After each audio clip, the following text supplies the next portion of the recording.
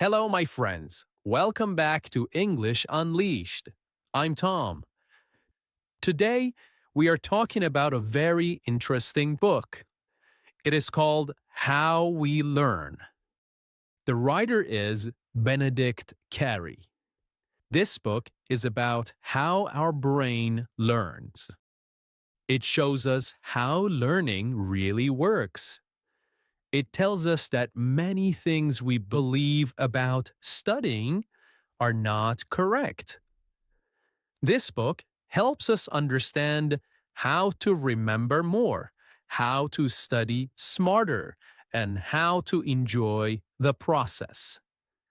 We will go through the book chapter by chapter. I will explain each idea in simple English, and I will give examples and real stories. Are you ready? Let's begin.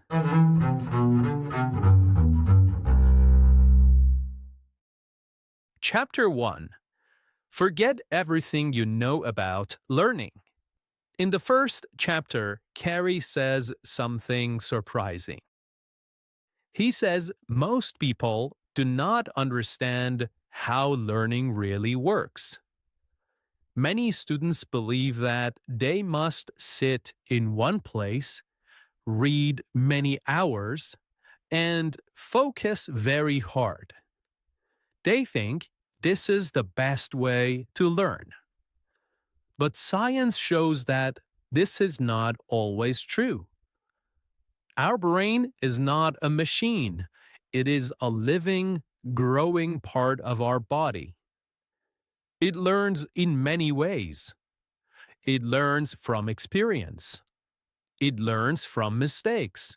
It learns from curiosity and from trying again and again. We started learning as babies by exploring and playing. We touched things. We moved around. We listened. We watched. And we copied others. This natural way is still powerful, even for adults. The author also says that the place where you study matters. If you always study in the same room, your brain connects the memory with that room. But if you study in different places, your memory becomes stronger. Changing the environment helps the brain build more connections. For example, if you learn English vocabulary in your bedroom today, try learning in the kitchen tomorrow. Next day, try learning in the park. Your brain will link the words to many places. This makes it easier to remember them later. So, the message of this chapter is simple. Learning is not only about discipline and hard work. It is about creating the right conditions for your brain. Use curiosity, try new ways, study in different places, and make learning more active. Chapter 2. The Power of Forgetting. We often feel bad when we forget something. We think forgetting means failure. But the author says forgetting is not bad. Forgetting is part of learning. Our memory works like a muscle. When we forget and then try to remember, we make the memory stronger. Scientists call this the forgetting effect. It is the reason why spaced repetition works so well. Spaced repetition means reviewing information many times but with breaks in between. For example, if you learn 10 new English words today, review them tomorrow. Then, review them again 3 days later. then again after 1 week. Each time you try to remember, the memory becomes stronger.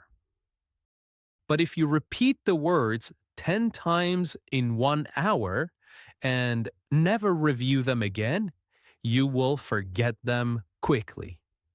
Forgetting helps the brain focus on what is important. It removes unneeded details and makes important memories easier to find. It is like cleaning a room. You take out what you do not need so you can find what matters, what is important.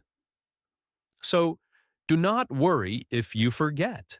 It is part of the learning process. Review, recall, and let your brain work. Chapter 3: Mixing It Up. Most people believe they should focus on one thing at a time. They study one topic until they master it. But the author shows that mixing different topics together is more effective. When you mix things, your brain must think harder. It must decide which rule or idea to use. This extra effort makes learning deeper and memory stronger. For example, if you are learning grammar, do not study only one rule for 2 hours. Instead, study grammar for 20 minutes.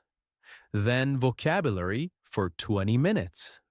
Then practice speaking. Later, return to grammar.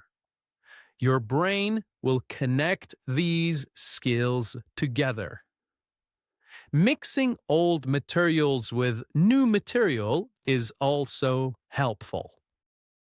It forces your brain to remember what you learned before, to recall what you learned before. This makes the memory stronger. If you are studying different topics in school, mix them during study sessions. It might feel harder.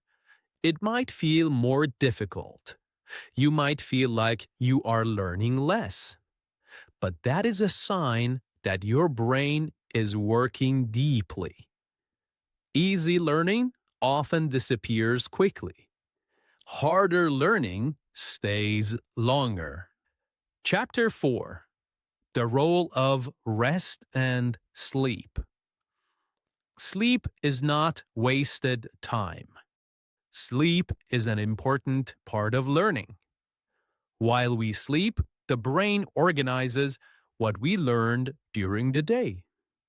It makes connections between ideas. It strengthens memories and sometimes even solves problems. Research shows that people who sleep after studying remember more than people who stay awake. Sleep is like a secret teacher working inside your head. Short breaks during study time are also useful. They give the brain time to process information before adding more. After a break, you return with fresh energy and focus.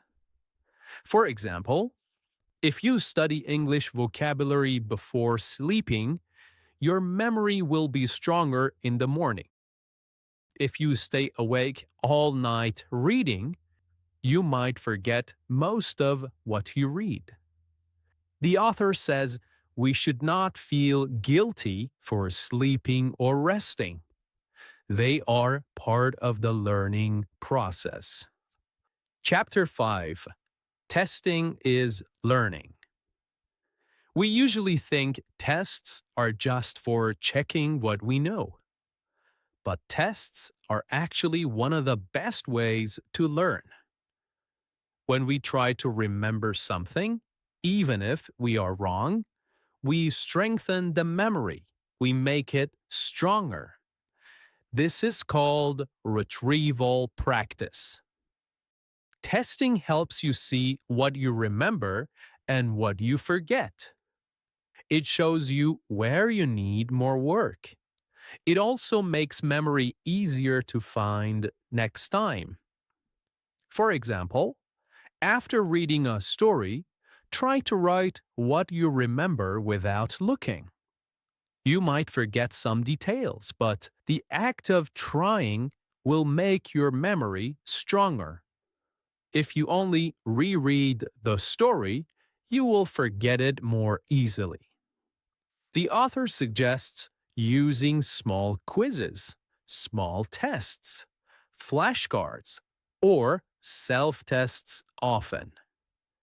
They turn studying into an active process. Chapter 6: The Benefits of Distraction. We are often told to focus and avoid distractions.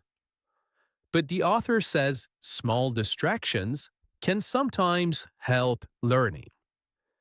When you step away from a problem, your brain continues to work on it in the background.